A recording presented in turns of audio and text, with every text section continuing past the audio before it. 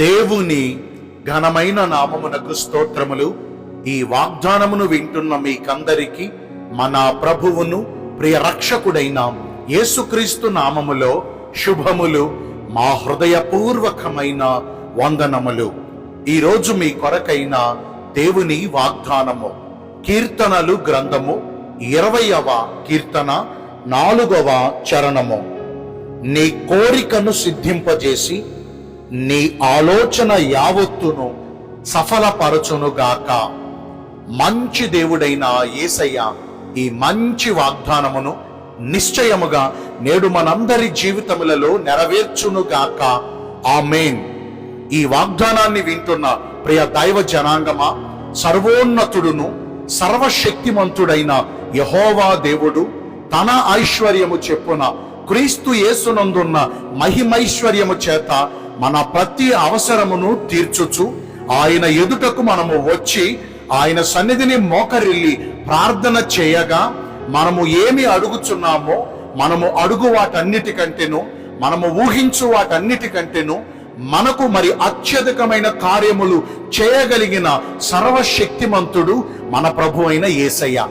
ఇశ్రాయేలును పరిపాలించుచున్న రాజైన సొలొమోను తాను రాజైన ప్రారంభ దినములలో తన ప్రజలైన ఇశ్రాయేలీయులను పరిపాలన చేయుటకు తగినంత జ్ఞానమును తనకు ఇమ్మని యెహోవా దేవునిని వేడుకొనగా, యెహోవా రాజైన సొలొమోనును దర్శించి అంతకు మునుపు ఉన్న వారిలోనే గాని తన తర్వాత వచ్చు వారిలో గాని అంతటి జ్ఞాని ఎవరు ఉండరు అన్నంత గొప్ప వాగ్దానమును రాజైన సొలొమోనుకు దయచేశారు. అందుకనే నేటికిని సొలొమోనును గురించి మాట్లాడినప్పుడెల్లా మహాజ్ఞాని అయిన సొలొమోను అని మనం పిలుస్తాము. ఆయన అడిగినటువంటి జ్ఞానమును ఇచ్చుట మాత్రమే కాదు గాని తాను అడగకపోయినప్పటికీ ధన ఘనతలను, పేరు ప్రఖ్యాతలను, కీర్తి ప్రతిష్టలను, తమ శత్రువుల ప్రాణమును, అనేక రాజ్యములను సొలొమోనునకు దేవుడు బహుమానముగా దయచేశారు. యెరికో పట్టణ నివాసి అయినటువంటి సుంకపు గుత్తదారుడైన జక్కయ్య యేసు ఎవరో చూడాలని ఎంతో ఆశ కలిగి, ఎంతో కోరిక కలిగి ఒక మేడి చెట్టు ఎక్కి ఆయనను చూచుట కొరకు సిద్ధపడి ఉండగా, ఇంతలో యేసు ప్రభువే జక్కయ్య వద్దకు వచ్చి జక్కయ్యను పిలిచి అతనిని అబ్రహాము కుమారులలో ఒకనిగా ఎంచి తన ఇంటికి రక్షణ దయచేశారు.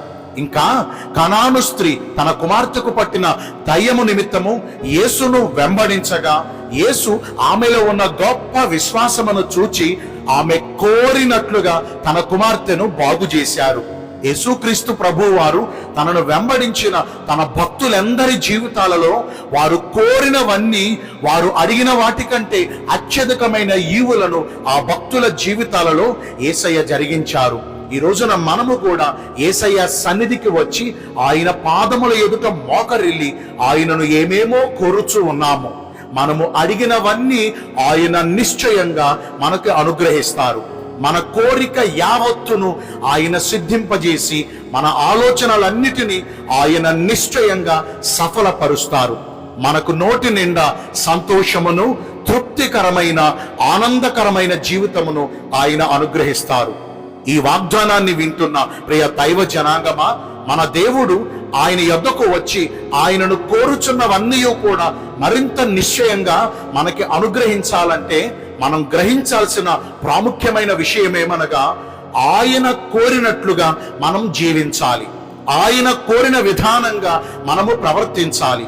ఎప్పుడైతే దేవుడు కోరినట్లుగా మనం ప్రవర్తిస్తామో నిశ్చయంగా మనము కోరినవన్నీ ఆయన మనకు అనుగ్రహిస్తారు.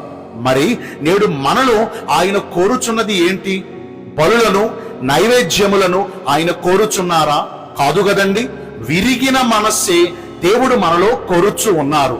విరిగిన మనస్సు అనగా మన పాపముల విషయమై, మన దోషముల విషయమై, మన అతిక్రమముల విషయమై దేవుని వాక్యము ద్వారా మనము హెచ్చరిక చేయబడ్డప్పుడు ఆ వాక్యమునకు లోబడే మనస్సు కలిగి, గుండె పగిలిన వారమై, పశ్చాత్తాప హృదయము కలిగి కన్నేళ్లతో ప్రభు దగ్గర ప్రార్థన చేసి ఆ పాప దోష అతిక్రమ క్రియలన్నిటినీ విడిచిపెట్టిన ఆ పరిశుద్ధ హృదయం అంటే ప్రభువుకి ఎంతో ఇష్టం. ఆయన పరిశుద్ధతను కోరుచూ ఉన్నారు. మరి ఈ రోజున మనము క్రీస్తు రక్తములో మన పాపదోష అతిక్రమ క్రియలను కడుగుకుని శుద్ధి చేయబడి పరిశుద్ధమైన ప్రవర్తనతో కూడిన భక్తిని మనం చేయగలుగుతున్నామా? రెండవదిగా ఆయన యథార్థతను కోరుచూ ఉన్నారు. యథార్థవంతులంటే ఆయనకు చాలా సంతోషము. యథార్థవంతుల ప్రార్థన అంటే ఆయనకు ఎంతో ఆనందకరము. మన పితరులైన భక్తులందరి జీవితాలలోనూ ఆయన అద్భుతమైన కార్యాలు జరిగించారు, వారిని సంతోషింపజేశారు.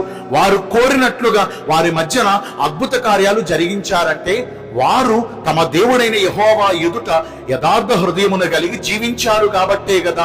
మరి ఈ రోజున మనము కూడా అన్ని విషయాలలో నిజాయితీని కలిగి యథార్థమైన బుద్ధితో ప్రవర్తించగలిగితే నిశ్చయంగా మనము కోరినవన్నీ ఆయన మనకు అనుగ్రహిస్తారు. ఇక మూడవదిగా, మనము మన దేవుడైన యెహోవాకు భయపడి ఆయన మార్గములన్నిటిలో నడుచుకొనుచు ఆయనను ప్రేమించి ఆయనను మన పూర్ణ హృదయముతోనూ పూర్ణ ఆత్మతోనూ సేవించి మనందరి మేలు కొరకు నేడు ఆయన మనకు ఆజ్ఞాపించుచున్నటువంటి ఆయన ఆజ్ఞలన్నిటినీ ఆయన కట్టడలన్నిటినీ మన పూర్ణ ఆత్మతో అనుసరించి నడుచుకునవలెను అనే మాట కాకుండా మరి ప్రభు మనలో ఏం కోరుచున్నారండి?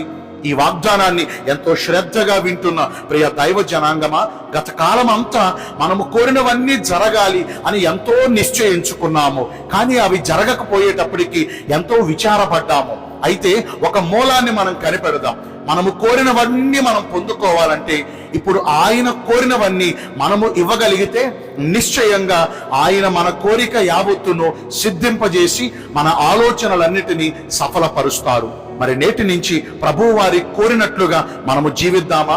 దేవుడి కొద్ది మాటలు మనందరి వినికిడిలో ఆశీర్వదించునుగాక. ఆమేన్. మీ అందరి కొరకు చిన్న ప్రార్థన చేస్తానండి. పరిశుద్ధుడా, ప్రేమ కలిగిన యేసురాజా, మీ కృపగల ఘనమైన నామమును బట్టి నిండు మనసుతో మీకు మా కృతజ్ఞతా స్తుతులు స్తోత్రములు వందనాలు చెల్లిస్తున్నాము. మా కోరిక యావత్తును సిద్ధింపజేసి సఫలపరచాలంటే మీరు కోరినట్లుగా మేము ప్రవర్తించాలి అనే వాక్యాన్ని ఈ రోజున మేము విన్నాము. నీ చిత్త ప్రకారము నడుచుకుని ఈ వాగ్దాన ఫలమును పొందుకునే కృపను నేడు మాకందరికీ దయచేయండి.